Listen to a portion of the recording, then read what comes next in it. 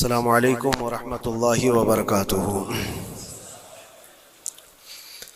अल्हम्दुलिल्लाहि वकफ़ा वसलामुन अला हबीबिहिल मुस्तफ़ा अम्मा बअद फ़अऊज़ु बिल्लाहि मिनश शैतानिर रजीम बिस्मिल्लाहिर रहमानिर रहीम। लन तनालुल बिर्रा हत्ता तुनफ़िक़ू मिम्मा तुहिब्बून वमा तुनफ़िक़ू मिन शैइन फ़इन्नल्लाहा बिही अलीम। सदक़ल्लाहु मौलाना अज़ीम।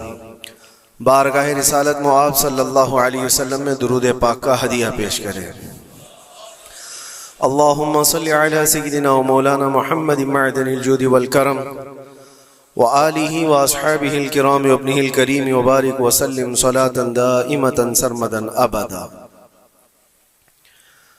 इस्लामी महीनों का ये आखिरी महीना ज़िलहज्जतुल हराम और उसके बाद फिर पहला महीना मुहर्रमुल हराम दो अजीम कुर्बानियों को याद दिलाता है। और ख़ास तौर पर कुरान अजीम की एक आयत मैंने आपके सामने रखी। अल्लाह ताला फरमाता है लन तनालुल बिर्रा हत्ता तुनफ़िक़ू मिम्मा तुहिब्बून। तुम उस वक्त तक भलाई को और कामयाबी को नहीं हासिल कर सकते जब तक अपनी पसंदीदा चीज अल्लाह की बारगाह में खर्च ना कर दो। अल्लाह ताला की बारगाह में जब तक अपनी पसंदीदा चीज कुर्बान नहीं करते तुम उस बड़ी कामयाबी को नहीं हासिल कर पाओ। यहां हुक्म इसलिए है कि इंसान के नफ्स को मारना है, खत्म करना है। आम तौर पर हम अपनी पसंदीदा चीजों पर कब्जा करके बैठते हैं, उनके साथ दिल लगाए होते हैं। इसी वजह से हजरत सैयदना इब्राहीम अलैहिस्सलाम से जो कुर्बानी मांगी गई तो वो जानवरों की या उनके घर बार की या किसी चीज की नहीं, बल्कि आपके उस अजीज बेटे की जो 90 साल की उम्र में पैदा हुआ। हजरत इब्राहीम अलैहिस्सलाम की उम्र तकरीबन 90 साल की थी जब आपके घर हजरत इस्माइल अलैहिस्सलाम की विलादत हुई, जिसको इतने लंबी मुद्दत के बाद, इंतजार के बाद बेटा पैदा हुआ हो, तो फिर वो अपने उस बेटे पर कैसे जान छिड़कता होगा, कितनी मोहब्बतें उसके साथ होंगी, बाप की भी और माँ की भी। और वो बच्चा जब जवानी की तरफ बढ़ रहा हो और उस वक्त अल्लाह ताला का हुक्म था कि इस बेटे को हमारी बारगाह में कुर्बान करो, तो ये अजीज चीज, पसंदीदा चीज अल्लाह की बारगाह में कुर्बान करना। और वो नबी थे, इसलिए उनके एतबार से उनको हुक्म हुआ। नबियों का ईमान सबसे आला है और उनका इम्तिहान भी सबसे बड़ा होता है। आम लोगों को यह हुक्म नहीं दिया गया कि तुम अपने बेटों की और बेटियों की कुर्बानी करो। वो नबी थे और वो कर गुजरे, उन्होंने जरा बराबर भी हिचकिचाया नहीं, बल्कि जब अपने बेटे हजरत इस्माइल अलैहिस्सलाम से कहा इन्नी अरा फिल मनामी अन्नी अज़बहुका, मुझे ख्वाब में ये बताया गया है कि तुम्हें ज़बह कर दिया जाए, मैं ज़बह करते हुए तुमको देख रहा हूं। तो इस्माइल अलैहिस्सलाम ने नहीं कहा अब्बा इस छोटी उम्र में मुझे कहां मार डालोगे, बल्कि जवाब में यूं कहा फंजुर माज़ा तरा, ऐ वालिद गिरामी आपको जिस बात का हुक्म दिया गया है आप उस पर अमल कर जाइए, मैं हाजिर हूं। फंजुर माज़ा तरा, जो कुछ आपने देखा है उस पर अमल कीजिए। और फिर ये भी कहा इंशाअल्लाह आप मुझे सब्र करने वाला पाएंगे। और हुआ वही कि इस्माइल अलैहिस्सलाम को लेकर जब हजरत इब्राहीम अलैहिस्सलाम कुर्बान गाह में गए थे तो इस्माइल अलैहिस्सलाम ने खुद कहा था अपने बाप से कि अपनी आंखों पर पट्टी बांध ले, कहीं मुझे ज़बह होते हुए देखकर आपके दिल में फिर से वो मोहब्बत ना जाग जाए जो बेटे की मोहब्बत होती है, और फिर अल्लाह के हुक्म से पीछे ना हट जाए। इब्राहीम अलैहिस्सलाम ने आंखों पर पट्टी बांध ली कि अल्लाह के हुक्म में कोई खलल ना पैदा हो। अपनी अजीज चीज, पसंदीदा चीज जब आदमी कुर्बान कर रहा होता है तो बहुत हिचकिचाता है, कितने ख्यालात उसके पास आते हैं। ये नबियों का इम्तिहान था और हर साल कुर्बानी पर हम इसको याद करते हैं, लेकिन ये कुर्बानी हमें ये दर्स दे करके जाती है कि ए अजीजो, अल्लाह ने जो तुम्हें दिया है उसमें जो सबसे पसंदीदा चीज है अल्लाह की बारगाह में कुर्बान करो। हर एक की अलग अलग चीजें होती हैं पसंदीदा, पता नहीं किसके यहाँ कौन सी चीज अजीज है, लेकिन कुछ चीजें कॉमन हैं। दौलत तकरीबन सबकी पसंदीदा चीज है, औलाद तकरीबन सबकी पसंदीदा चीज है, वक्त ये सबका लाजमी हिस्सा है और उसको कोई जल्दी कुर्बान नहीं करता।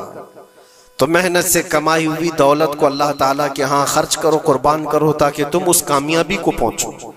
फिर भी आप अंदाजा करो, देता कौन है हमें रिस्क? कौन देता है माल? सब कुछ अल्लाह रब्बुल इज्जत। अगर वो हुक्म करे कि मैंने तुम्हें 100 दिए हैं, उसमें से 50 मेरी राह में कुर्बान कर दो, 50 अपने पास रख लो, तो भी इंसाफ है, अदल है। अल्लाह करीम जिसका खुद का दिया हुआ है वो चाहे तो 90% अल्लाह ताला यूं फरमा दे कि मेरी राह में कुर्बान कर दो, 10 तुम रखो। नहीं, रब तबारक व तआला ने न 50 का हुक्म दिया तुम्हें, ना 40 का हुक्म दिया, ना 30 का, ना 10 का, बल्कि साल में एक मर्तबा सिर्फ 2.5% अपने माल से निकालने का हुक्म दिया। उसमें भी हम देखते हैं कितने लोग आनाकानी करते हैं, ज़कात को बचाने के लिए हीले करते हैं। वो सिर्फ 2.5% है, 2.5। अगर किसी के पास 100 हिस्से हैं तो उसमें से 2.5 ये अल्लाह की राह में साल में एक मर्तबा कुर्बान करने का हुक्म है, ज़कात। लेकिन माल की मोहब्बत कुछ लोगों के दिलों पर ऐसी जम जाती है, उसको बचाने के लिए वो कई तरह के हीले बहाने करते हैं। जबकि ये भी मैं आपको बता दूं, इनकम टैक्स जो होता है वो तुम्हारी इनकम पर लिया जाता है। जितना तुम कमा रहे हो उस पर टैक्स देना होता है, लेकिन ज़कात इनकम पे नहीं है, ज़कात सेविंग पे है। जितना तुम बचा रहे हो उस पर ज़कात है। तुम कमा रहे हो कितना, उस पर कोई ज़कात नहीं। अगर तुम महीने में 1 करोड़ रुपए कमाते हो और 1 करोड़ रुपए पूरे खर्चा भी कर जाते हो, तो साल भर में तुम पर कोई ज़कात नहीं, कोई ज़कात नहीं। लेकिन हाँ, अगर बचा करके रखते हो थोड़ा हिस्सा, तो साल भर में वो बची हुई हिस्से पर अल्लाह की तरफ से ज़कात का हुक्म है। इसीलिए इस्लाम में ज़ख़ीरा अंदोज़ी जमा करना ये एक बुरा काम है। इसी से दिल पर मैल जमा होता है। जब माल ज्यादा जमा होता है तो दिल के ऊपर मैल ज्यादा जमा होने लगता है, और अल्लाह ताला अपने बंदों के लिए नहीं चाहता कि तुम्हारे दिलों पर माल की मोहब्बत का मैल जमना शुरू हो जाए। इसीलिए हर साल उतना हिस्सा निकाल दिया करो। अजीज़ान गिरामी वक़ार, ये तो माल के मुताल्लिक था, और बाकी अल्लाह ताला कुरान में ये भी फरमाता है। मिसाल के तौर पर मैं आपको बता दूं, अल्लाह के नबी सल्लल्लाहु तआला अलैहि वसल्लम के पास कुछ चीजें आई, आपने तकसीम फरमा दिया। कुछ एक हिस्सा कुछ बाकी रह गया था, गोश्त था या खजूरें थी। उस गोश्त का हिस्सा घर में रखा गया। आप सल्लल्लाहु अलैहि वसल्लम ने बाद में पूछा कितना बचा है और कितना दे दिया गया। कहा इतना इतना इतना, सब कुछ बट गया, एक टुकड़ा कुछ बाकी रह गया। तो आपने फरमाया हकीकत में जो दिया गया है वही असल बचा हुआ है अल्लाह की बारगाह में, और जो हमने रखा है ये तो खर्चा होने वाला है, ये हमारे लिए, और जो दिया गया वो हमेशा अल्लाह के पास रहने वाला है। मा इंदकुम यनफदु व मा इंदल्लाहि बाक। कुरान में अल्लाह फरमाता है जो तुम्हारे पास है वो सब फना हो जाएगा, और जो अल्लाह के पास तुमने दे रखा है वो बाकी रहने वाला है। इसीलिए अल्लाह ताला खुद फरमाता है बनी आदम जो अपने हाथ से सदका करता है उसके सदके को मैं खुद लेता हूँ और उसको बछड़े की तरह पाल करके बड़ा करता हूँ।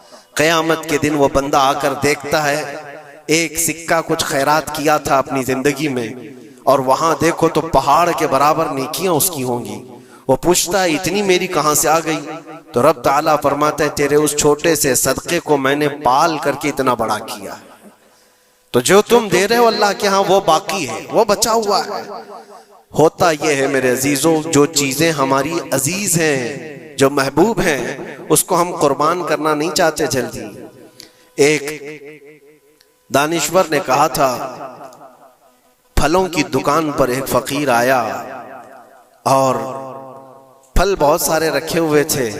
एक बूढ़ा फकीर, उसको आम खाने की ख्वाहिश पैदा हुई। उसने दुकान वाले से कहा कि मुझे अल्लाह के नाम पर कुछ दे दो। जाहिर सी बात है, जो छटे हुए आम थे, जो निकाले हुए थे, जिनके अंदर सड़न पैदा हो चुकी थी, वो साइड किया गया था, उसमें से निकाल करके उसने दे दिया फकीर को। आमतौर पर यही होता है, देने के लिए जो निकाला जाता है वो अलग होता है। वो लिया, थोड़ी देर के बाद उसके पास 10 दिरहम थे। वो फकीर आया और कहा 10 दिरहम है, इसके मुझे आम चाहिए, ये पैसों के अच्छे आम दो। तो 10 दिरहम लिया दुकान वाला और अच्छे से चुन करके 2 आम उसको दिया जो बनते थे। वो फकीर हाथ में दोनों आम लिया और फिर अल्लाह की बारगाह में दिखा कर कहा, ऐ अल्लाह, देख इस बंदे ने तुझे क्या दिया है और मुझे क्या दिया है। तेरे नाम पर मांगा था तो सड़ी हुई चीजें दिया, और मेरे पैसों से दिया है तो अच्छा माल दिया है। क्या ये आमतौर पर नहीं होता हमारे यहाँ? खाना अगर बच जाए तो उसे तक बांटने में दे दिया जाए। उस वक्त मदरसे के बच्चे याद आते हैं। वलीमे में, शादी में, मंगनी की रस्म में खाना देगों बनाया जाता है और बच जाए तो सोचते हैं किसी मदरसे में गरीब तलबा को दे दिया जाए, या फकीरों और मिस्कीनों को खुरचन देने के लिए हम खड़े रहते हैं कि बच गया है, खराब हो जाएगा, इससे अच्छा है कि गरीब लोग खा लेंगे। ऐसा क्यों नहीं होता कि जब देग पक कर तैयार हो जाए तो उसका ऊपर वाला पहला खाना फकरा को दे दिया जाए, क्योंकि वह अल्लाह के नाम पर दिया जा रहा है। हमारे अपने खाने से पहले गुरबा और मसाकीन का ख्याल कर लिया जाए। इसीलिए मुझे वो बात याद आती है, रसूल मुकर्रम सल्लल्लाहु तआला अलैहि वसल्लम की आदत करीमा थी, जब आपके दस्तरखान पर कोई फकीर आता तो अल्लाह के नबी सल्लल्लाहु अलैहि वसल्लम के दस्तरखान पर जो कुछ होता सबसे पहले उसको पेश कर देते। हुजूर पाक सल्लल्लाहु अलैहि वसल्लम रमजान के महीने में दस्तरखान पर बैठे हुए हैं। एक मुसाफिर आया बड़ी दूर से, वो हुजूर को मिलने के लिए आया था। हुजूर पाक सल्लल्लाहु अलैहि वसल्लम अस्हाबे सुफ़्फ़ा के साथ, जो 70 सहाबा, गरीब सहाबा हुजूर के दर पर पलते थे, उनके साथ इफ्तारी कर रहे थे। और एक मुसाफिर आया, उसको बुलाया गया, आ जाओ दस्तरखान पे। 70 लोगों के बीच में दूध का एक प्याला था बस इफ्तारी के लिए, और वो जो मुसाफिर आया उसको बिठाया गया, बड़ा भूखा था। उससे कहा गया, लो आप तनाउल करो, आप दूध पी लो। उसने उठाया, किसी का ख्याल ही नहीं किया, पूरा दूध पी गया। अल्लाह के नबी सल्लल्लाहु अलैहि वसल्लम ने मुस्कुरा कर कहा, अल्लाह तेरा भला करे। आता है फकीरों पे उन्हें प्यार कुछ ऐसा, खुद भीख दें और खुद कहें मंगते का भला हो। हमारी पसंदीदा चीज अगर कोई उठा ले तो फिर हम आग बगोला हो जाए। खास तौर पर अगर ये आजमाना हो तो रमजान में इफ्तार के मौके पर देखें, अपने दस्तरखान पर से हमारे सामने की चीज कोई और उठाने लग जाए तो पारा चढ़ जाता है, गुस्सा आने लगता है, हम नहीं देना चाहते। वो सारा अपना जमा करके रखा हुआ होता है। यही वो इम्तिहान है जो कुरान में अल्लाह फरमाता है, अपनी पसंदीदा चीज जब तक तुम अल्लाह की बारगाह में नहीं कुर्बान करोगे उस कामयाबी को नहीं पहुंच सकते। हमारा दिल छोटा है, उसी वक्त अंदाजा हो जाना चाहिए कि मेरे दिल में वसाअत कितनी है, कुशादगी कितनी है। आजमा करके देख लेना, इफ्तारी के टाइम पे थोड़ा सा तुम्हारा शरबत कोई उठा ले या कोई फ्रूट तुम्हारे इधर से उधर कर दे दस्तरखान पर। झगड़े होते हैं बहुत सारे, गुस्से में आग बगोला होता है, लाल पीला होता है, पता नहीं क्या क्या सुना देगा। दिन भर का सब्र किया हुआ आदमी वो इफ्तारी पर मौजूद छोटे से टुकड़े फ्रूट के अपने दूसरे भूखे भाई को देना नहीं चाहता। लेकिन यही चीज मैं आपको बताता हूं, खा करके जब शिकम सैर हो जाए, पेट भर जाए, मस्जिदों में इफ्तार के बाद हमने देखा है ढेरों फ्रूट के टुकड़े पड़े हुए रहते हैं। अब उसकी तरफ कोई देखता भी नहीं, पेट भर चुका है, वही फ्रूट है, वही शरबत है, वही सब कुछ है, लेकिन वो गिरा हुआ है, पड़ा हुआ है, कहीं तो गटरों और नालियों में फेंक दिया जाता है, या अगर कोई खाने वाला ना हो तो फिर रमजान में मांगने वाले या फकीरों को ढूंढा जाता है। अपना पेट भर जाने के बाद फिर फकीरों को ढूंढना, ये वो इम्तिहान नहीं है जो इब्राहिम अलैहिस्सलाम ने दिया था। हाँ, अल्लाह के नबी सल्लल्लाहु तआला अलैहि वसल्लम के जो अखलाक थे वो सहाबा में भी थे। सहाबा कराम रिदवानुल्लाहि तआला अलैहिम अजमईन की वो बातें मैं आपको बताऊं। हुजूर पाक सल्लल्लाहु अलैहि वसल्लम की बारगाह में एक मेहमान आता है रात के वक्त, और हुजूर सल्लल्लाहु अलैहि वसल्लम अपने सहाबा में फरमाते हैं, है कोई जो मेरे मेहमान की मेहमान नवाजी करे, अल्लाह उसे जन्नत से खाना खिलाए। सहाबा तो जाहिर सी बात है हर नेकी को बढ़ चढ़ करके लेते थे। एक सहाबी थे हजरत तलहा रदी अल्लाह तआला अन्हु, उन्होंने कुछ देखा ही नहीं घर में है कि नहीं है, फौरन कहा या रसूल अल्लाह इस मेहमान को मैं ले जाता हूँ। हुजूर पाक सल्लल्लाहु अलैहि वसल्लम से दरखास्त की और लेकर के घर आ गए। पता चला बीवी को ने कहा पहले तो हमारा खुद का ही खाना नहीं है, आप मेहमान भी ले आए। साहबी रसूल ने अपनी बेगम से पूछा कितना है, कहा एक आदमी सिर्फ खा सकता है। और घर में कितने लोग हैं? शोहर, बीवी और एक छोटा बेटा। अब एक मेहमान आया हुआ है। साहबी रसूल ने अपनी इस फिक्र का इजहार किया बेगम से कि अब क्या होगा, एक आदमी खा सकता है और 4 लोग यहाँ मौजूद हैं। अल्लाह अकबर, वो खवातीन भी हुजूर के जमाने की कैसी थी। उन्होंने कहा अपने शोहर से घबराइए मत, मैं बच्चे को थपकियां देकर सुला दूंगी, आज ऐसे सुला दूंगी। और दस्तरखान पर जब बैठे हैं आपको खाना में परोस दूंगी और फिर बत्ती अचानक गुल कर देंगे, चिराग बंद कर दिया जाएगा। आप खाने जैसा मुंह चलाते रहे और उस मेहमान को लगे कि आप भी खा रहे हैं और खाना पूरा उसके सामने रखें ताकि वो पेट भरकर खा ले। एक आदमी के खाने के लिए ये हीला किया जा रहा है, खुद भी भूखे हैं। ऐसे ही हुआ, दस्तरखान बिछाया और सहाबी रसूल ने खाने का बर्तन उनके सामने पेश किया और अचानक चिराग को बुझा दिया गया, अंधेरा है। उन्होंने अफसोस का इजहार किया, कहा इत्तेफाक है चिराग गुल हो गया, आप खा लीजिए, हम भी खा रहे हैं। और सारा खाना उस मेहमान के सामने रखा। मेहमान को ये लगता रहा कि ये लोग भी खा रहे हैं और पूरा खाना वो पेट भरकर खा लिया, शिकम सैर हो गया। और उसके बाद बर्तन उठा दिया गया। वो सहाबी रसूल हज़रत तलहा भी भूखे सोए, उनकी बीवी भी भूखी सोई, उनका बेटा भी भूखा सोया, सिर्फ एक मेहमान की मेहमान नवाजी के लिए अपनी अजीज चीज, अपनी पसंदीदा चीज कुर्बान अल्लाह के नाम पर। लेकिन मेरे अजीजों, वाकया सिर्फ इतना ही नहीं है।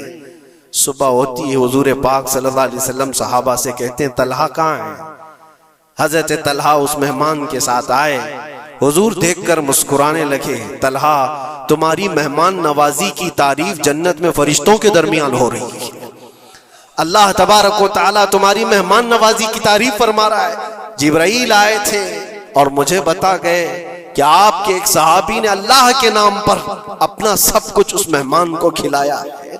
यह है जिसको ईसार कहते हैं, इसको कहते हैं ये कुर्बानी। पेट खाली हो और दूसरे का ख्याल हो।